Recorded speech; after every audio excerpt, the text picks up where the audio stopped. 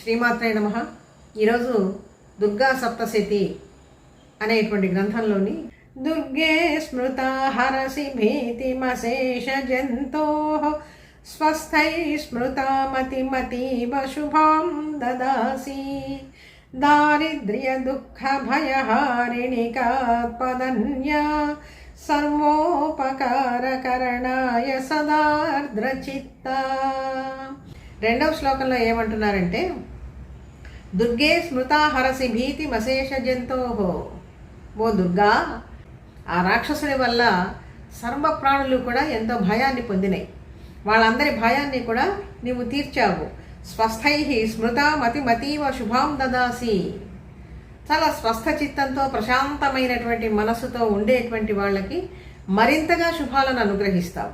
వాళ్ళని మరింత స్వస్థచిత్తులుగా నీవు చేయగలుగుతావు. దారిద్ర్య దుఃఖ భయహారిణిక త్వదన్య. నీకంటే దారిద్ర్యాలను పోగొట్టగలిగినటువంటి తల్లి ఎవరూ లేరు. మహాశక్తి స్వరూపిణి. సర్వ దారిద్ర్యాలను కూడా పోగొట్టగలిగినటువంటి మహాశక్తివి నీవు. సర్వోపకారకరణాయ సదార్ద్ర చిత్త. ఎందుకని ఈ విధంగా భక్తులని అనుగ్రహిస్తావు అంటే, సదార్ద్ర చిత్త. ఆర్ద్ర అంటే తడిసినటువంటి. దేంతో తడిసినటువంటి? దయామృతంతో తడిసినటువంటి హృదయం నీదమ్మ. భక్తులంతా కూడా నీకు ఇష్టలు కాబట్టి, నీ మీద ప్రీతి ఇష్టము కలిగి నిన్ను స్తోత్రం చేస్తూ ఉండేటువంటి వాళ్ళ యొక్క బాధలన్నీ కూడా నీవు నివారించి సర్వోపకారకరణాయ అనేక విధాలుగా కూడా వాళ్ళకు ఉపకారాన్ని కలిగిస్తావు, మేలుని కలిగిస్తావు.